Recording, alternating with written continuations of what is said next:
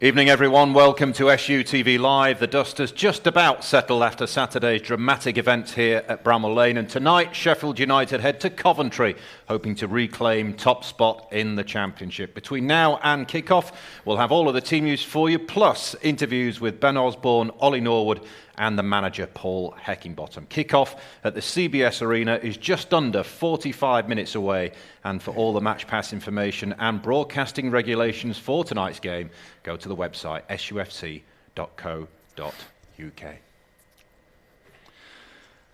So welcome along to our studio here at Bramall Lane that is plunged in darkness, but it's a much calmer scene than it was just a few days ago after that dramatic 3-3 draw with Blackpool. But what is in store for Sheffield United tonight, I wonder, at Coventry? Well, joining me to find out are one former Blade and one current Blade, Mark Duffy and Jack O'Connell. Evening, guys. Evening. Talk me through Saturday, man. What a crazy old game that was. Yeah, it was action-packed. Obviously a lot of red cards and stuff like that, and a lot of excitement really. So let's hope it's the same tonight, but we're on the end of the right result.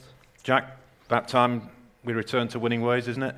Yeah, I think we need to. I think the goals we're conceding at the minute aren't good enough, and when you lead 2-0 at home, you've got to see the game out. So yeah, I think the lads will be up for this one tonight. Well, let's have a look at the all-important team news for you then for Sheffield United tonight. 3 changes for the Blades. Davis, Ahmedhodzic and McBurney come in. Foderingham suspended, missing out McAtee and Sharp. So it's a debut for Adam Davis in goal, and also a welcome return to the bench for John Fleck as well, who hasn't appeared for Sheffield United since the 20th of August. What do we make of the changes? Let's start with Adam Davis first. He's had to be patient. He gets his opportunity. Yeah, well, I played with Davo when I was at Stoke. Well, watched him play. Let's not get into that, shall we? So I know he trains really well, and he's a fantastic goalkeeper. And as you said, he's had to wait patiently for his opportunity, and obviously with Wes doing what he done on Saturday, he has the perfect opportunity to stake a claim for that spot. It is a blow to lose Wes. He's been excellent. However, Adam Davis is a good, capable goalkeeper, isn't he? 100%, yeah. I mean, he's had his injuries this season. I've been working closely with him in the gym and stuff, and top lad, top professional, and he's got his chance tonight, so hopefully he can take it. John Fleck back on the bench. We'll look at the rest of the starting 11 in just a moment, but it's been a tough road back for him, Mark. He had that leg fracture, didn't he? And I must admit, I'm surprised to see him back so soon after an injury like that. Yeah, but obviously Flecky, he's one of those players that he doesn't like being injured, and he will try his absolute utmost to get back as quickly as possible. And he's an important player, not just on the pitch, with his experience now is off the pitch.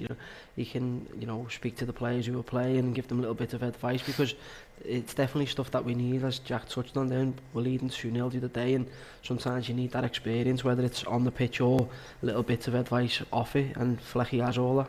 I would imagine you've spent a bit of time with John as well over the last few weeks. Yeah, I've had him in the gym as well. He doesn't like it. At least you've had company in there. You've had lots of it, haven't you, recently? I was just thinking then when you said about Flecky's injury, about his leg fracture, you wouldn't have thought so. I watched his first session back and he absolutely nailed someone. I was thinking, oh my God. But yeah, Flecky for you, isn't it? That's just Flecky, isn't it? That's just John Fleck for you. It's like there's no holding back whatsoever with him. It's 100% every training session, every game. Anel is back. We all know what he's been bringing to the team. He's been superb. He's brought goals as well. How much of a boost is it for him to massive come back? We were only speaking on the journey up here, and we were massively impressed with him and what he's brought to the team, but just how quickly he's adapted to it, the formation as well, and it is impressive. Yeah, we spoke about it on the show before. It's quite a unique position, isn't it, to play in that position. Like Bash has been there for so many years, and to come in and just fit in like he did has been unbelievable, and credit to him as well. Yeah. Well, let's have a look at the formation for Sheffield United tonight. This is what we think it'll be anyway. So no obvious changes to the system, changes in personnel maybe. McBurney leading the line for Sheffield United tonight, obviously accompanied by Illiman and Jai. McBurney's been in a terrific vein of form, hasn't he? He didn't get the start on Saturday, but a chance for him to get on the goal trail again, pick up where he left off. obviously, you know, before he went out to the team, he was playing, you know, fantastically well. Probably his best football since he's been at the club. He was scoring goals each week, and he was in a rich vein of form. Obviously, you know, he went out to the team, but you know, he's back in now, and hopefully him and Jai can get that partnership going again. 11 goals between them. They're obviously going to be crucial, aren't they, if Sheffield United are to be successful? Yeah, like Duff said, Ollie's been unbelievable this season, and hopefully he can obviously struggle with his injury and stuff, but he's getting through it, and fair play to him. And just looking at the formation there, I think Bashi will play on the left side and they'll play on the right, so that should be interesting as well. Ben Osborne into midfield, second start of the season. I'm a big fan of Ben Osborne. Yeah. You know, he gives everything, heart on the sleeve, and no matter where he plays, he's 100%. He's at least a 7 out of 10 every time he plays, isn't he? I think sometimes I feel sorry for Ben because he can play in such a number of positions. Yeah. He sort of just plays a little bit here and a little bit there. And that can go against you sometimes, can't it? He doesn't really get a run of games. He hasn't nailed that. The problem is he hasn't nailed down a position. Yeah. He can play that many positions. And the people that he's up against, you know, he's playing in midfield today. You know, in the past, it's been such a solid midfield of Flecky and Norwood and or Sanderberg or whoever. He hasn't had the run of games, so then you've seen him play left wing back or different positions. But yeah, it's an opportunity for him tonight to, you know, stake a claim in the team, and obviously Flecky's coming back, so he has to play well. He brings energy to that midfield, doesn't he, Ben? Yeah, he'll go up and down all night long. Yeah, him and Bash are the fittest at the club.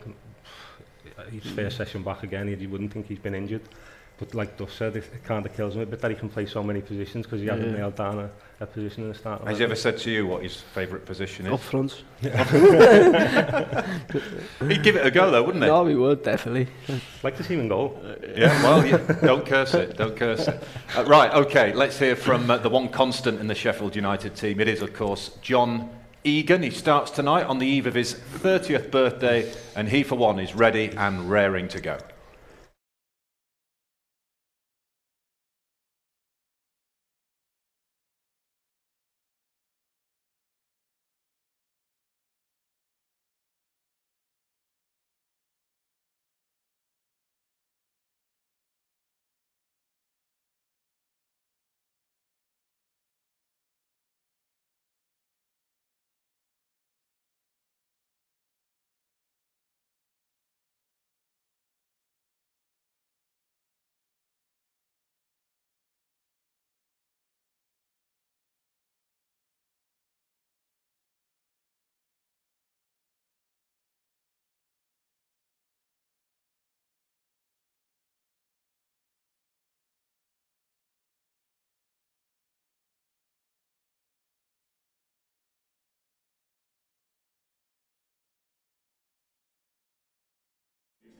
Good luck tonight. Thank you. Cheers.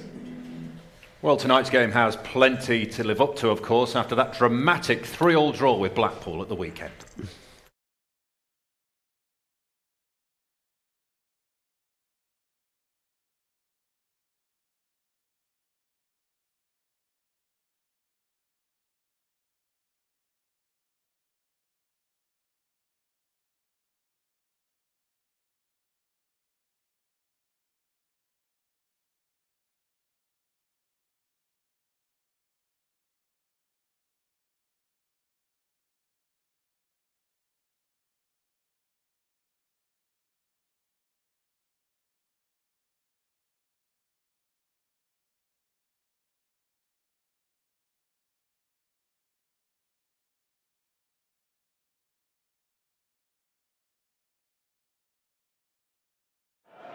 Quickly taken corner kick. Sharp got something on it, might come to Connolly. Shot from Dougal, there's the header from Yates, and they pulled one back. Jerry Yates on target once again. Third goal in his last 2 games. Connolly on to Lavery, away from his man. In goes the cross, Yates on his own. Wonderful finish from Jerry Yates. It's another brace for the Blackpool striker. Second in as many games. Took it first time, and Blackpool back from 2-0 behind. They're level at 2 apiece. Great first touch by Patino. Oh, inadvertently it falls to Dougal, and Blackpool have come from 2-0 down to lead by 3 goals to 2. And Kenny Dougal back in the side after a one-match ban sends the away supporters into delirium. Here comes the corner, punched away by the keeper. Shot comes in from Norwood! Blades back on level terms. Ollie Norwood's second of the season. Incredible scenes at Bramall Lane. It's 3 apiece. Yeah, some game that, wasn't it? Had everything. 6 goals, 4 red cards, a missed penalty as well. So action-packed, to say the least. And West Fodringham is suspended tonight, just in case you're joining us. Sheffield United did lodge an appeal, but were unsuccessful. Right, let's hear from the Blades boss, Paul Heckingbottom, looking back at that game. He said there's only one way to sum it up.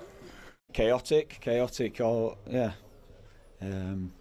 We wanted, obviously, a lot more control of the game than that. We showed good spirit, 3-2, and probably when they scored a third, we needed, and we did, to respond, and that's probably the best moment of the game for us. All of a sudden we looked like the team we wanted to be, because we went 2-0 up with 2 really good goals, but we were sloppy with the ball, and then we got punished for some errors at the back, which makes the game even, regardless if we think we should have gone in front or not. And then the third goal, from our point of view, obviously it's a poor goal to concede. It's fortunate the way it's rolled for them, of course it is. But after that, the response was good.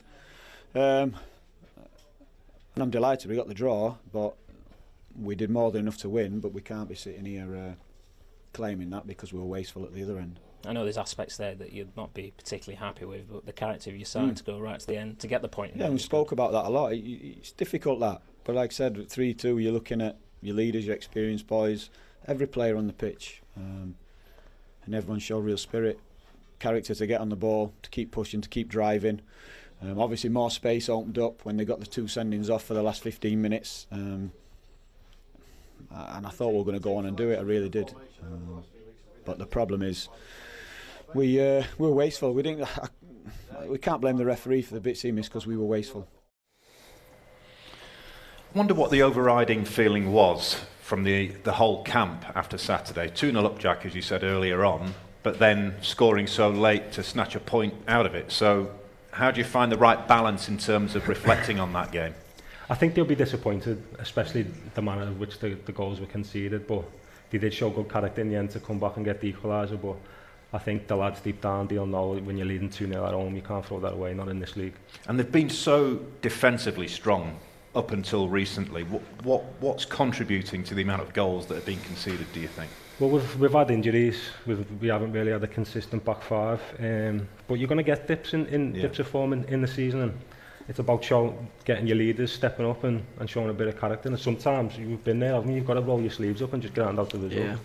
Yeah, like, definitely disappointment. You know, would be the overall factor.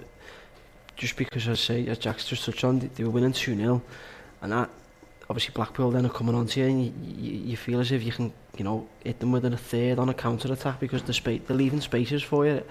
But just as Jack said, that the manner, the way they lost the goals, and they sort of lost control of the game, and obviously, you know, as Hecky touched on there, it was chaotic.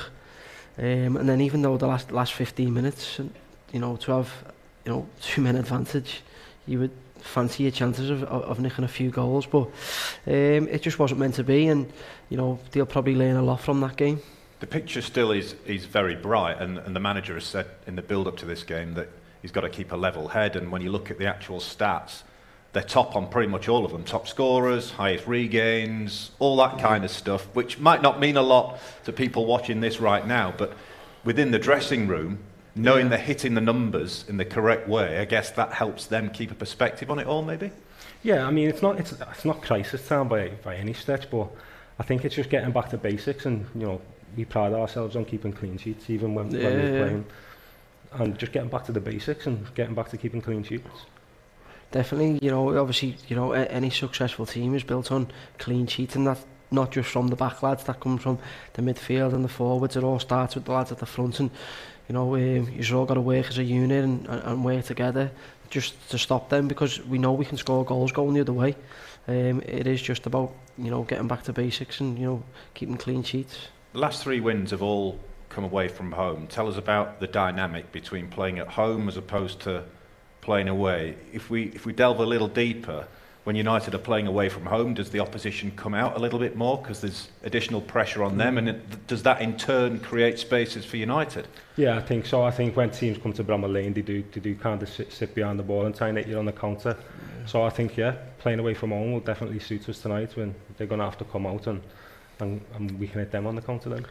Yeah, definitely. You know, as you say, when you go away from home, they've got to come onto you a little bit more. And you do feel as if, well, the teams that we played in, we still dominated the ball, and you know, we could pass it around the pitch, so we always felt like there was more spaces. Whereas obviously at home, they come to frustrate you really and sit back and just, you know, try and counter attack and nick goals late on. But as I say, it's a different mindset that you've got to have going into the game. But both enjoyable, aren't they? You know, and once you win those games away from home, it breeds confidence in it. Yeah, and when you're at home, you're expected to win. Yeah. When you go away from home, you just don't lose. Yeah. You know, the mindset does change. Yeah. Interesting. Well, let's have a look at the league table, because this is one crazy division at the moment. So Sheffield United there, look, third in the table. Victory tonight would take them top. Blackburn now leading the way after their victory last night over Middlesbrough. Burnley play tomorrow at Birmingham, but only 7 points separate first from 18th. This is, I mean, we say it all the time, but even more so. What an incredible division this is.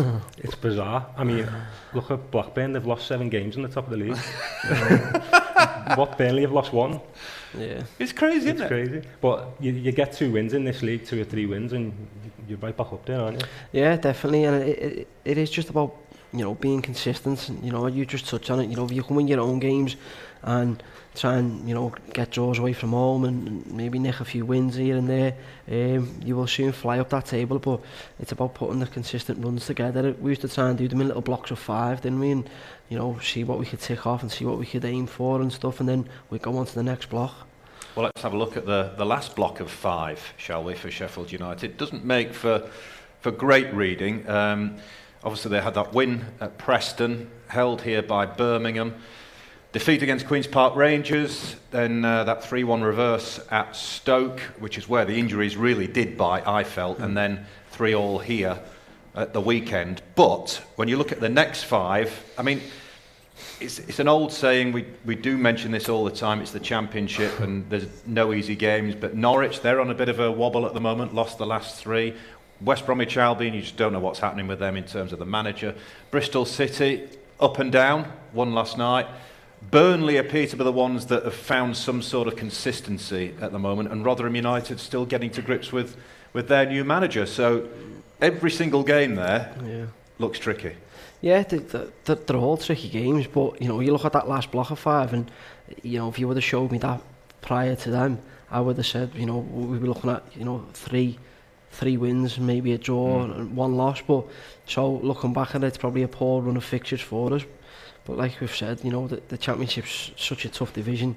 Norwich, you know, ex-Premier League team, West Brom, all the money that they've thrown at it, even though they're struggling, they could turn it on any day. And you know, the other fixtures are tough for Rotherham. You know, they've turned over a few teams this year, so there's no easy fixture. We'll talk more in detail about the opposition tonight, Coventry City, a little bit later on, but let's for now delve into the archives. A classic match from when these two have met previously, and the two fellas alongside me were both involved in this one.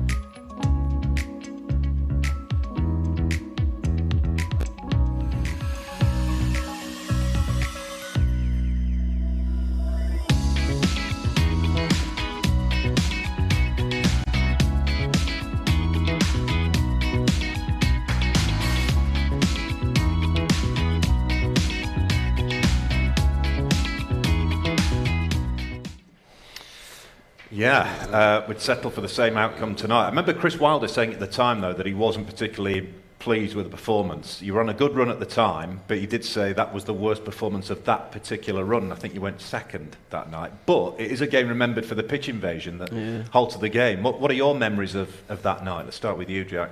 Yeah, I remember all the lads were desperate to win because we were going on the Christmas do after.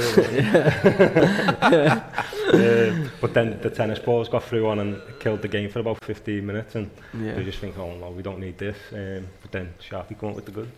Must have been a strange atmosphere to play in that. I think Coventry was in, I don't know whether they were in getting taken over at the time, and they had issues with the previous owners and stuff. So we knew we spoke about it in the dressing room before that there could be a delay and stuff, but then as I say, they all threw the tennis balls on when it was 1-1, and it sort of killed the game a little bit for 15 minutes, but then we scored straight away after it. So it worked in our favour, but we were just delighted because we had our Christmas do, like Jack said. You look young on that video. Yeah, that's when I could run. So a good time was had by all, was it, the Christmas do? Yeah, because we obviously the gaffer would have cancelled it on us. we all had a terrible Christmas. And Billy Sharp doing what Billy Sharp does? Yeah, that's what he has done. You know, it was a brilliant year, wasn't it? That was the League One season, wasn't it? Yeah. You know, we just went from strength to strength, and that's when obviously we found the formation. Like I said earlier, a similar result would do very nicely for Sheffield United tonight. Just a reminder of what we've got coming your way here on SUTV Live. In terms of the matches up and coming, Sheffield United against Norwich City. And then it's away to West Bromwich Albion on the 29th. It's an early start. We're on air from 12 for that one. And then Sheffield United on their travels again to Bristol City on Tuesday, the 1st of November. An 8 p.m. kickoff for that. And don't forget, you can still get your third kit, which is currently available right now.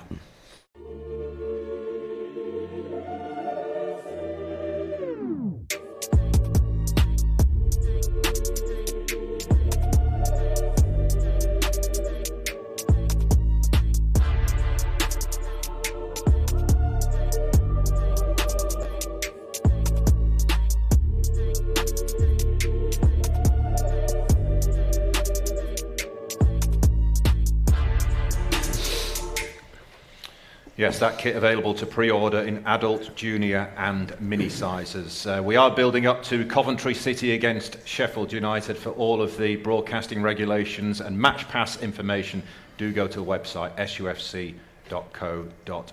Live pictures there from the CBS Arena. And let's have a look at the team news. Let's remind you of that, starting with Sheffield United. There is a debut in goal tonight for Adam Davis, in for the suspended Wes Foderingham. Ben Osborne comes in, as does Ollie McBurney. And as you can see on the bench, John Fleck is available again. Who's key tonight then, Mark? I'd say the defence. We've already touched on it. You know, we need to get back to clean sheets, and I think the defence really need to have a good night tonight because they do have some good attacking threats. Ollie McBurney plays, and it's been revealed this week that during the World Cup break he's going to have a hernia op. Never had one of those myself. Will that hinder him in any way? No, I don't think so. I think he's obviously fit and available to play, so he must feel good. But I think it's just more a case of just getting through it until the World Cup comes, and then he can just get. It's not a big operation. I think he can just get the operation. Yeah, you can sort of manage it, you know, obviously you have you know, your painkillers and stuff like that, don't you? But it's not. I think he's been doing too many sit-ups. Yeah, it's not something until it's not something, you know, massive until it does actually go. So you just got to manage it. And there are slowly but surely players beginning to come back now, definitely. which is a positive for the manager. I think we've got a graphic here that shows that obviously Adam Davis is available. Ahmed Hodzic is back in the mix. Jack Robinson is there as well, Osborne and Fleck. A few more would be nice, but it's slowly but surely beginning to improve the squad depth again, isn't it? Yeah, definitely, and it just shows that you see the bench is, you know, you look at that, the experience they have on the bench, and the options for them to come on now. It's brilliant, especially, you know, as the game's going on, and you know, you could be looking for a goal or you could be looking to see a game out. You'd have really good options now on the bench. Could this World Cup break actually come at a good time? I think so. Yeah, definitely with the injuries we've had. I think, obviously, I don't want to give too much away, but there's a few more lads who are close to returning, so definitely I think it'll be good for us and get everyone back fit. Can we have a look at Coventry's team that's going to take to the field tonight? I think we can have a look at them. Just the one change made by Mark Robbins, and Michael Rose comes in for Callum Doyle, who drops to the bench. So it'll be Wilson in goal, back three of Rose, Mcfadden and Panzo, Darboe and Bidwell the wing backs, Allen, Sheaf and Eccles in midfield, Godden and Gyökeres up front, and they can call on, should they wish, Gustavo Harmer, who's back from a 4-match ban. Saw Coventry a couple of weeks ago and I really enjoyed watching them last season as well. He's done a fabulous job there, Mark Robbins. I think one thing we do know from Coventry is that they'll come out and have a right good go, won't they? Especially in front of their own fans as well. Yeah, definitely. You know, they play an attacking style of football, and you know they don't shy away from any challenge, and you know they will, you know, look to come right onto us tonight and you know, try and score a lot of goals, because they do have some really good attacking threats. And I played with, he was only a young lad then, Matty Godden, when I was at Scunthorpe, and he was a great finisher even at that early stages. So he's definitely a player that we'll have to, you know, try and keep on top of him tonight. Well, Godden's one of several players in the Coventry lineup that potentially could cause a problem or two. Kyle Mcfadden, of course, charged with trying to get another clean sheet, and that's something they've been really good at recently as well, and obviously began his career here. I think he still lives in Sheffield as well, actually. Ben Sheaf in midfield, he's had a good season so far, former Arsenal player. Casey Palmer is in reserve should they need him, and then obviously Matt Godden you've talked about, and then Victor Gyökeres, who was superb last season, and recently Chris Wilder described him as the best striker in the division by a million miles. Because I was at that game and he told me that. Good player, Gyökeres. He's got the physique, but he's quick as well. What is the best way, do you feel, to try and stop him tonight, Jack O'Connell? What would you do, Jack? What would you do? You know what I'd do? Yeah, I don't know. You'd kick him.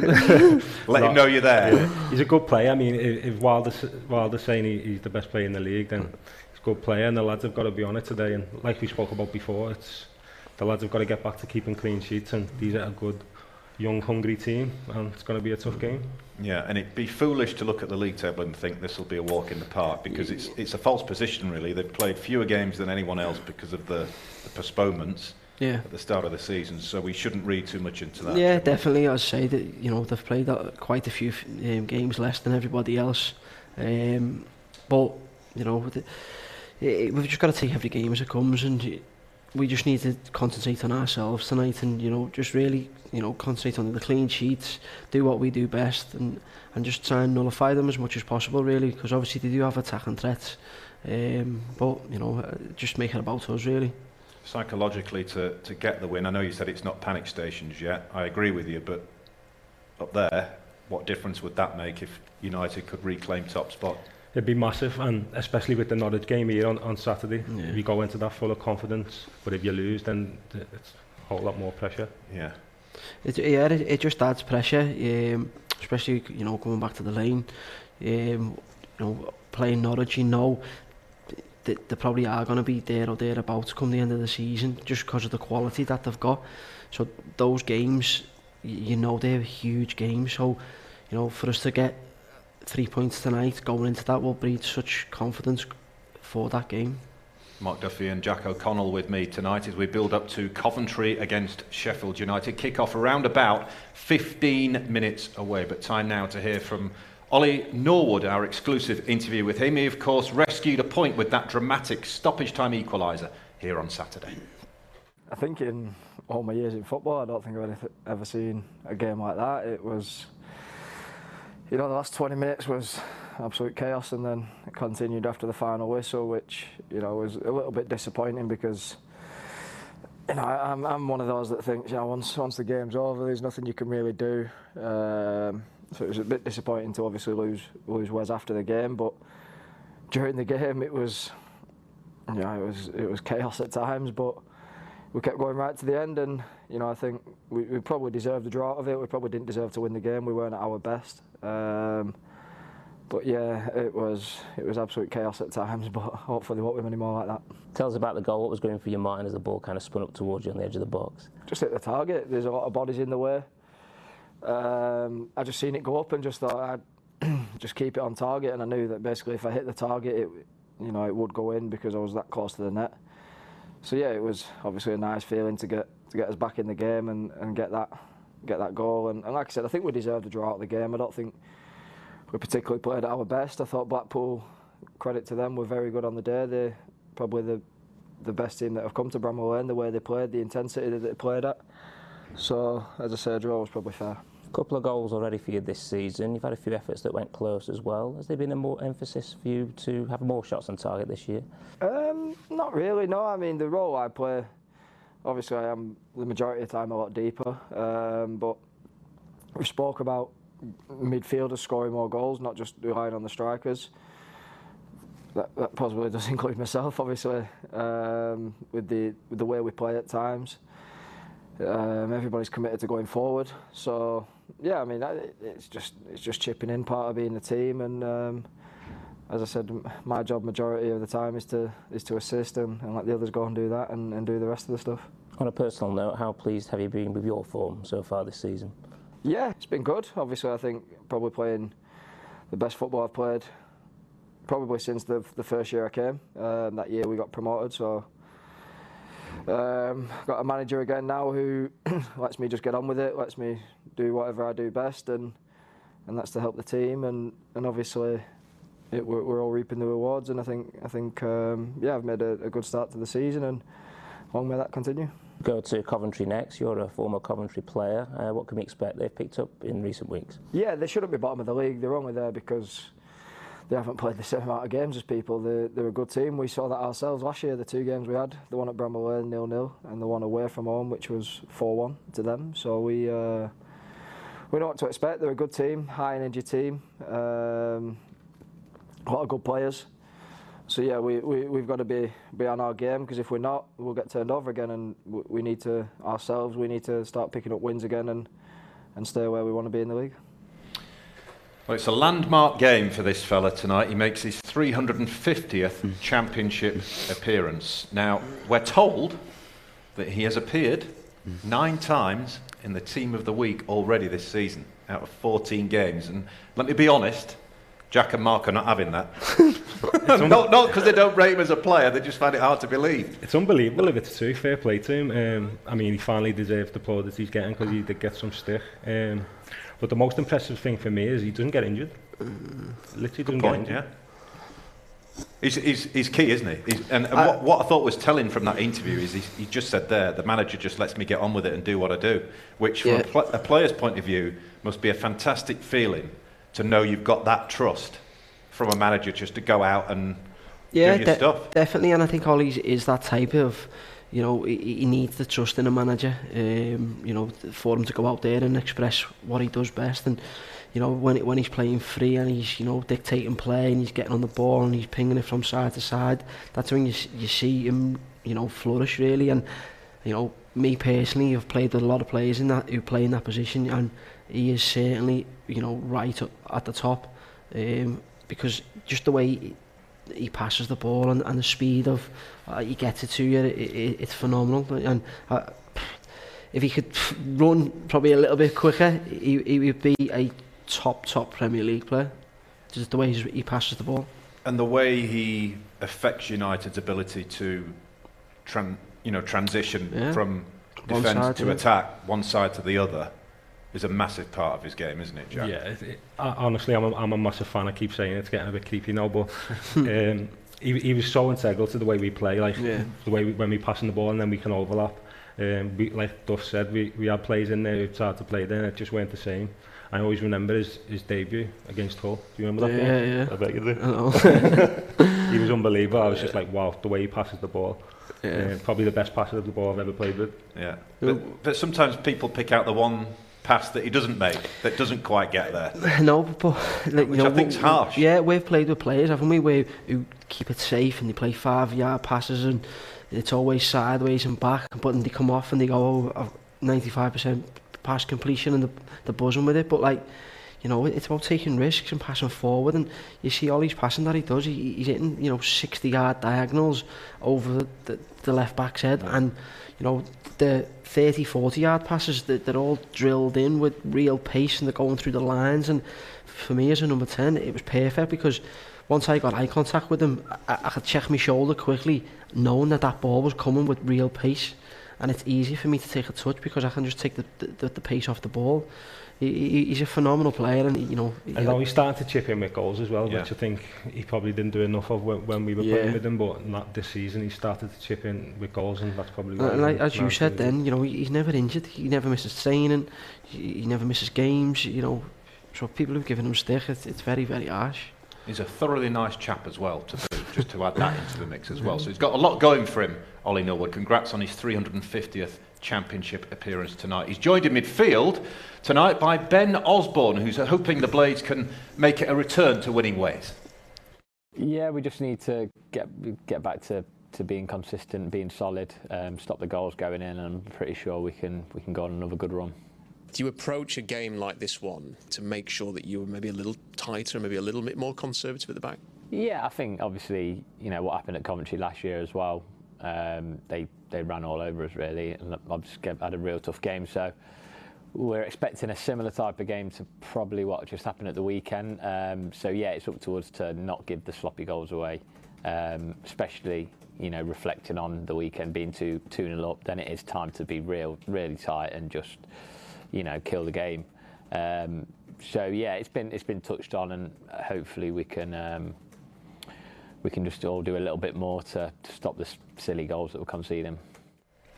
What's he like, Ben Osborne? He seems to be the kind of fellow that just goes about his business very quietly. A very intelligent chap. The way he talks, he's very eloquent. What's he like around the place? Yeah, exactly that. Very intelligent, into all his business and his coaching and stuff like that. But it's so good to see him back. Obviously, he struggled with injuries and he's lacked that consistency, so hopefully he can stay fit now. Mark, it's prediction time. Put your neck on the line here. What are you going for tonight? I'm going to go for a high-scoring game. I'm going to go 3-2 Blades. Blimey, after a 6-goal thriller at the weekend, another 5-goal thriller tonight. Yeah. We'll take that. We'll get Jack's prediction in a few moments' time. But before we do, let's hear from Paul Heckingbottom, who says Coventry's league position isn't a true reflection of how the season's gone for them so far. I think that the league position's false. No doubt that the games called off at the beginning of the season affected them. So for example, you have a good pre-season, you work hard, you get into the flow of the games, 2 or 3 games in, you're finding your feet, you're pushing on. They've suffered, you know. There's no doubt that, and then all of a sudden now you're looking at the results recently, only conceded 1 goal. Yeah, they've not scored many, but only lost 1, you know, so they've really got back to what they were in my eyes last season, a tough team to play against. So we're expecting the same. I wanted to ask you about Rita Kadra, a player who perhaps hasn't quite found his best form since he came here. How do you think he gets to that level again? Yeah, we just want Rita to be more positive. I don't want him to be like anyone. I spoke to him this morning. I don't want him to be like anyone else here. We brought him in for the different things he does, and we have to accept some things where we need to keep improving him and pushing him for the things that he can do different to everyone else. Yeah, and that's it. So that is the message. We don't want him to come here and be safe. So if you think to the game on Saturday when we put him on to get in those 1v1 situations and have a go, he'll be more positive. How's he been in the last few days, Paul Heckingbottom, in and around the training ground in terms of his mood? He's been fine, no difference. Like I said before, I don't think it's crisis time. I think it's just trying to tidy up on obviously the defence, and that's just not the defenders, that's the whole team. And I think today it's just about, I want to see leaders and some character and really prioritise that clean sheet. Have you seen him lose his cool? I've never really seen him lose his cool on the sideline. You're nodding at me. Yeah, I have. And when he goes, does he really go? Yeah, he goes, yeah. No more than that. No more hidden secrets there from Jack O'Connell, but I think we can take from that when he loses his rag, he really does lose his rag. And I wanted to ask you as well about the importance of Jack Lester and Stuart McCall, who quite often don't get a mention, but are obviously his support network and they're alongside him all the time. How does that relationship work as you see it? Oh, it's great. I mean, Jack works with the strikers, which is great for obviously the attacking players, and Stu works with the midfielders. So yeah, I think we've got a coach for every position. So it's obviously the lads will benefit from that. So the place is bubbly and still up this week. Yeah, always. Still good vibes. Yeah. Yeah, and obviously this game last season is one that United fans want to forget quickly. I mean, Coventry, let's be honest, dished out a good hiding. Does that stick in a player's mind when you go back to a place where you've been undone before in that way? I think it can do. Yeah, I think it should do as well. I think, I mean, like you said, that the hardened we got last year. I think the lads will be desperate to put that right tonight. Well, these are live pictures from the CBS Arena, and don't forget, for all of the broadcasting regulations and match pass information surrounding tonight's fixture, do check out the website sufc.co.uk. As you can see there, the teams are coming out. Coventry led out by Kyle Mcfadden, Sheffield United by John Egan. It is match time on a Wednesday night. Let's hope Sheffield United can bring back 3 points from the CBS Arena. Time to join your... quickly before we do, prediction time. What are you going for, Jack? I'm going for a scrappy 1-0 win for the Blades. Scrappy 1-0 win for the Blades. Right, let's get across to Mark Duffy and your commentator, Matt Young. After the chaos of United's last championship game against Blackpool, Paul Heckingbottom will be pinning his hopes on a more straightforward encounter at Coventry tonight. The Blades keen to find their feet again after 4 games without a win, whilst Coventry, again dogged by off-the-field issues, they'll be desperate to build on their success against Cardiff at the weekend. United's 5th game of 7th this month, likes of Norwich and West Brom to follow, could well be a crucial phase this before the World Cup. Mark Duffy joins me on Coventry, looking at the league table. We said this against Blackpool on Saturday. Paul Heckingbottom mentioned it also in his pre-match. Coventry perhaps in a false position. This could be a lot closer than what people might think.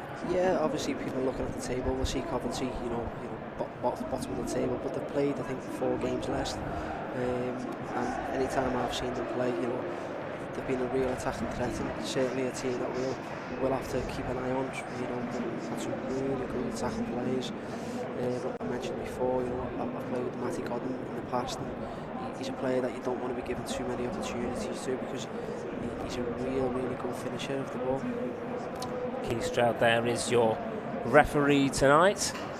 Sheffield United, well, it was a chasing experience here at the CBS Arena last season, beaten by 4-1, and that game really underlined just how close the championship was even last season. Looking at the table this season, literally nothing between anyone at the moment. Yeah, that's it. It's such a tough league, and if you can manage to put all the games together, we used to look at the table and try and do 5 blocks of games really and concentrate on those. And we looked on it before, the next 5 games against big teams, but who are probably struggling a little bit this season. So